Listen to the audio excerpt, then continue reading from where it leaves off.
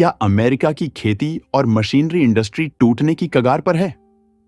क्या आपने कभी सोचा है कि जो कंपनी 185 साल से अमेरिका की ताकत का प्रतीक मानी जाती थी, वो अब देश छोड़कर जाने को मजबूर क्यों हो रही है? साल 2025 में अमेरिका के बीचों बीच एक ऐसी घटना घटी जिसने हजारों लोगों की नौकरियों पर तलवार लटका दी।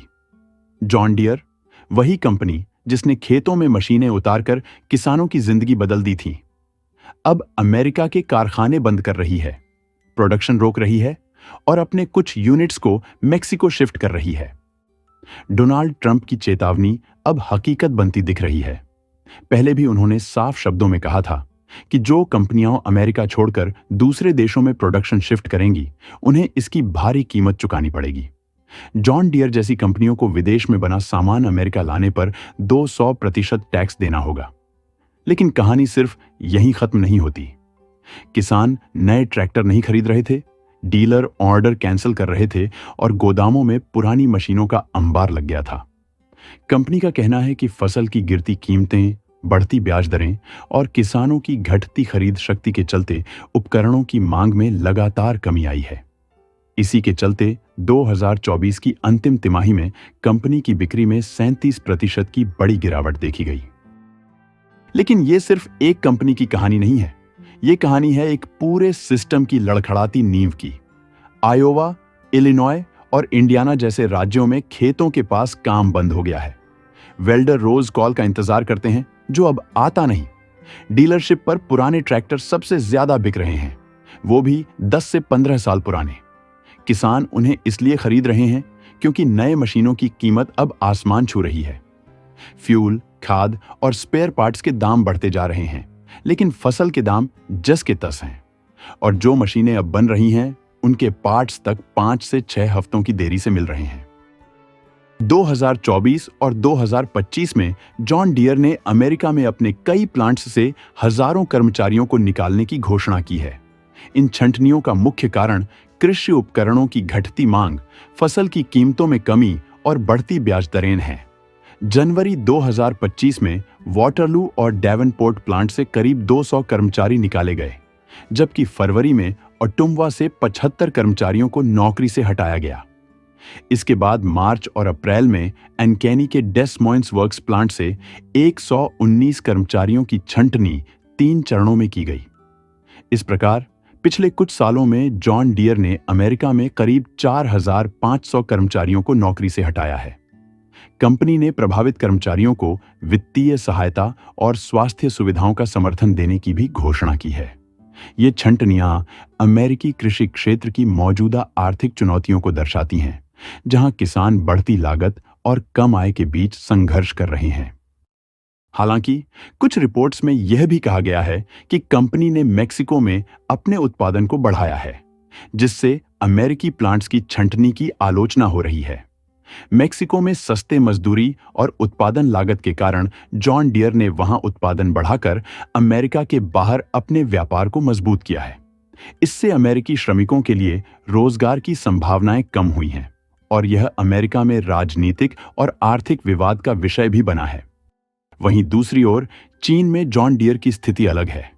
कंपनी ने चीन के टिएनजिन में अपने उत्पादन को काफी बढ़ाया है और 2023 में वहां 70,000 ट्रैक्टर बनाने का मील का पत्थर हासिल किया। चीन में बढ़ती कृषि मशीनरी की मांग को देखते हुए जॉन डियर ने अपनी उपस्थिति मजबूत की है। चीन में उत्पादन वृद्धि के बावजूद कंपनी ने अमेरिका में बड़े पैमाने पर छंटनी की है, जिससे यह सवाल उठता है कि क्या यह कदम सिर्फ आर्थिक दबावों के कारण है या कंपनी की वैश्विक रणनीति में बदलाव है।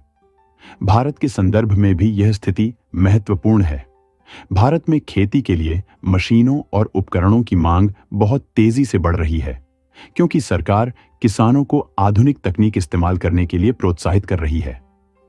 इसी कारण बहुत सी बड़ी विदेशी कंपनियां जैसे जॉन डियर भारत में अपने उत्पाद बनाने और बेचने पर ध्यान दे रही हैं। इससे भारत के किसानों को बेहतर और नए उपकरण मिल रहे हैं, जो उनकी काम करने की ताकत बढ़ाते हैं। साथ ही इससे देश में कई लोगों को नई नौकरियां भी मिल रही हैं, क्योंकि मशीनें बनाने और बेचने के काम में ज्यादा लोग काम कर रहे हैं। वहीं भारत की अपनी बड़ी कंपनी इंटरनेशनल ट्रैक्टर्स लिमिटेड, जो सोनालिका नाम से ट्रैक्टर बनाती है, ने भी अपनी रणनीति में बड़ा बदलाव सोच रखा है। ये कंपनी अब अपने ट्रैक्टर अमेरिका भेजने की बजाय सीधे भारत से बाहर भेजने पर ध्यान दे रही है।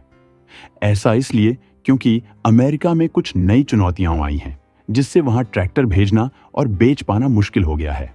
खासकर मेक्सिको और कनाडा जैसे पड़ोसी देशों में कंपनी को नुकसान हो रहा है। यह बदलाव इसलिए भी महत्वपूर्ण है क्योंकि दुनिया के कई देश अब अपने उत्पादन और काम करने के तरीके बदल रहे हैं। चीन और मेक्सिको जैसे देश अब बड़े पैमाने पर मशीनें और ट्रैक्टर बना रहे हैं, जिससे उनकी अर्थव्यवस्था मजबूत हो रही है। वहीं अमेरिका और कुछ विकसित देशों में ऐसी नौकरियों की संख्या कम हो रही है, जिससे लोगों को रोजगार मिलने में दिक्कतें आ रही हैं। भारत में भी इस समय खेती के लिए मशीनों की जरूरत तेजी से बढ़ रही है और देश में उत्पादन बढ़ाने की कोशिशें हो रही हैं, ताकि बाहर भी भारत से अच्छे उत्पाद भेजे जा सकें। ये बदलाव भारत के लिए नए अवसर ला रहे हैं, जिससे देश में नई तकनीक आएगी और लोग ज्यादा काम पाएंगे। लेकिन साथ ही यह भी चुनौती है कि भारत को इन बदलावों को अच्छी तरह से समझकर सही कदम उठाने होंगे, ताकि देश के किसानों और कामगारों को फायदा हो। इस तरह से विश्व भर की कंपनियां अपने काम और मशीनें बनाने के तरीके को बदल रही हैं और भारत भी इस बदलाव का हिस्सा बन रहा है। यह समय है जब भारत को अपनी ताकत बढ़ानी होगी, ताकि वह खेती के उपकरण बनाने में और आगे बढ़ सके और दुनिया भर में अपनी पहचान बना सके। और इस पूरे हालात में सबसे बड़ा सवाल यही बन गया है, क्या अमेरिका की खेती और खेती की मशीनें बनाने वाली इंडस्ट्री कमजोर पड़ रही है? जॉन डियर जैसी बड़ी कंपनियां तो बस शुरुआत हैं। पूरी इंडस्ट्री इस समय बहुत मुश्किलों से गुजर रही है। उदाहरण के तौर पर मिनेसोटा में जॉन डियर के डीलर, जो हर साल बड़ा इवेंट करते थे, उसे इस बार रद्द कर रहे हैं क्योंकि कारोबार ठीक नहीं चल रहा। इंडियाना में कई बैंक अब किसानों को लोन देना बंद कर चुके हैं क्योंकि वे खुद भी आर्थिक दबाव में हैं। इलिनॉय जैसे राज्य में एक ही दिन में 200 से ज्यादा कामगारों को नौकरी से निकालने का नोटिस भेजा गया है, जो बड़ी चिंता की बात है। जॉन डियर के कामगार अब बार बार एक ही सवाल पूछ रहे हैं, अगर हमारी कंपनी के साथ ऐसा हो सकता है तो अगला कंपनी कौन होगी? कौन से और लोग या फैक्ट्री बंद हो जाएंगे? यह सवाल उनकी चिंता और डर को दर्शाता है।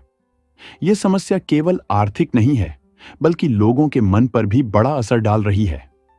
बहुत से लोगों को 2008 की आर्थिक मंदी और 2020 की कोरोना महामारी जैसी यादें ताजा हो रही हैं, जब लोगों की नौकरियां चली गई थीं और वे बहुत मुश्किल में थे।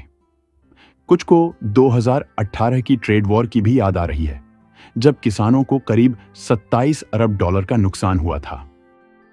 इस लड़ाई का दायरा अब केवल अमेरिका और चीन तक सीमित नहीं रहा। अब इसमें मेक्सिको, कनाडा, भारत, ब्राजील जैसे कई देश भी शामिल हो गए हैं।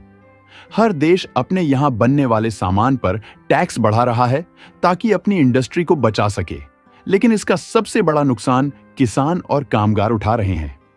वे इस जंग में फंसे हुए हैं और उन्हें समझ नहीं आ रहा कि उनके लिए क्या सही रहेगा। क्या हम सच में उस दौर में पहुंच गए हैं जहां अमेरिका की इंडस्ट्रीज केवल अपने अस्तित्व को बचाने के लिए जूझ रही है? शायद हां।